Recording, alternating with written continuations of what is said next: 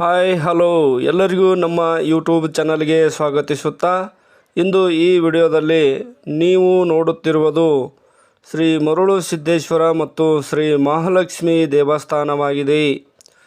ಇದು ಕರ್ನಾಟಕ ರಾಜ್ಯದ ವಿಜಯಪುರ ಜಿಲ್ಲೆಯ ಇಂಡಿ ತಾಲೂಕಿನ ತಡವಲಗದಲ್ಲಿ ಬರುವ ಜೋಡುಗುಡಿಯಾಗಿದೆ. ಈ ತಡವಲಗ ಗ್ರಾಮವು ಸುಮಾರು 10,000 ಜನಸಂಖ್ಯೆಯನ್ನು ಹೊಂದಿದೆ.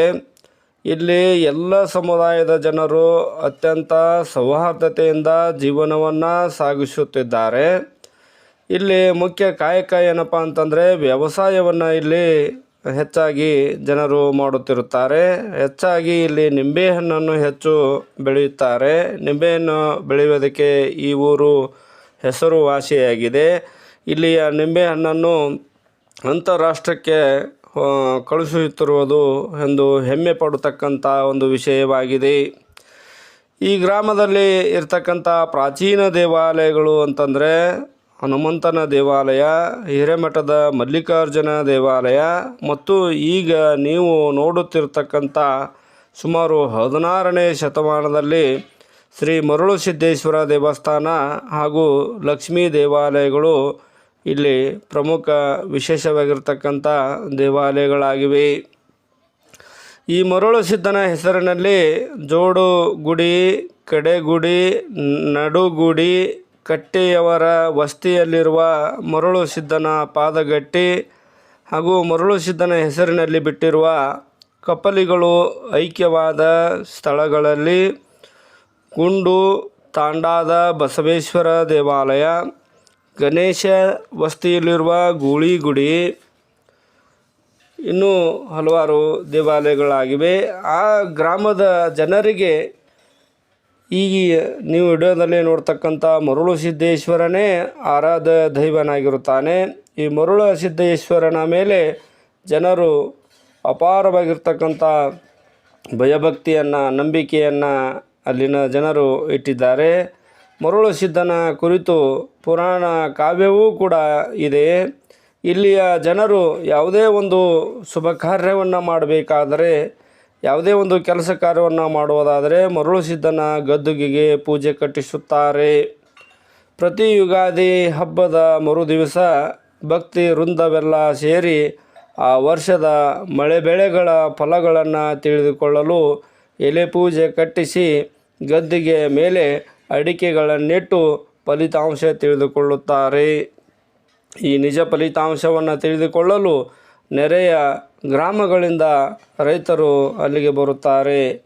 ಪ್ರತಿ ವರ್ಷ ಶ್ರಾವಣ ಮಾಸದ ಕೊನೆಯ ಸೋಮವಾರದಂದು ಈ ಪುರದಲ್ಲಿ ಅಧಿಪತಿಯಾಗಿರ್ತಕ್ಕಂಥ ಮರುಳು ಸಿದ್ದನ ಜಾತ್ರೆಯನ್ನು ವಿಜೃಂಭಣೆಯಿಂದ, ಸಡಗರದಿಂದ, ಸಂಭ್ರಮದಿಂದ ಆಚರಿಸುತ್ತಾರೆ. ಈ ದೇವಾಲಯವು ಇತ್ತೀಚೆಗೆ ನಿರ್ಮಾಣವಾಗಿದ್ದರೂ ಕೂಡ ಅತ್ಯಂತ ಕಲಾತ್ಮಕವಾಗಿ, ಸುಂದರವಾಗಿ ಕಂಡುಬರುತ್ತದೆ.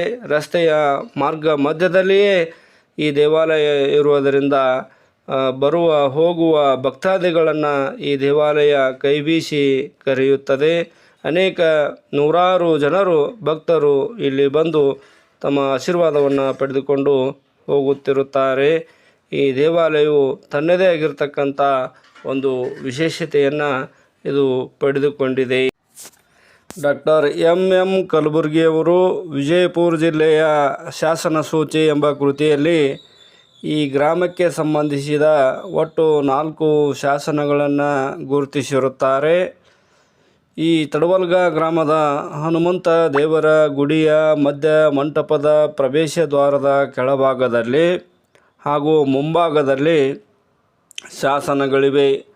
ಮೊದಲನೇ ಶಾಸನ ಕ್ರಿಸ್ತಶಕ 1037ರಲ್ಲಿ 2ನೇ ಚಾಲುಕ್ಯ ಜಯಸಿಂಹನ ಕಾಲಾವಧಿಯಲ್ಲಿ ರಚಿತವಾಗಿದೆ.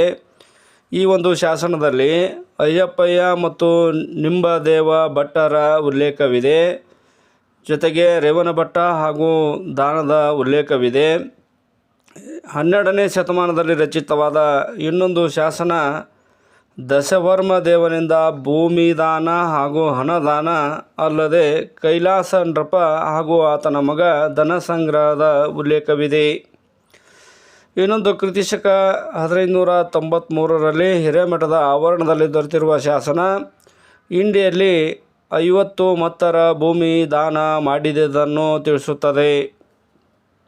ಅನಂತರ ಪೀರಾಪುರ ದರ್ಗಾದ ಹತ್ತಿರ ಬಾವಿಯ ಎಡಗೋಡೆಯ ಮೇಲೆ ಒಂದು ಶಾಸನ ಕಂಡುಬರುತ್ತದೆ. ಕೃತಿ ಶಕ 1593ರಲ್ಲಿ ರಚಿತವಾಗಿರತಕ್ಕಂಥ ಶಾಸನ ಇದಾಗಿದೆ. ಈ ಎಲ್ಲ ಶಾಸನಗಳ ಆಧಾರದ ಮೇಲೆ ಈ ತಡವಲ್ಗ ಗ್ರಾಮಕ್ಕೆ ಸುಮಾರು 1000 ವರ್ಷಗಳಷ್ಟು ಪ್ರಾಚೀನತೆ ಇರುವುದೆಂದು ತಿಳಿದುಬರುತ್ತದೆ. ಎಲ್ಲರಿಗೂ ತುಂಬ ಹೃದಯದ ಧನ್ಯವಾದಗಳು.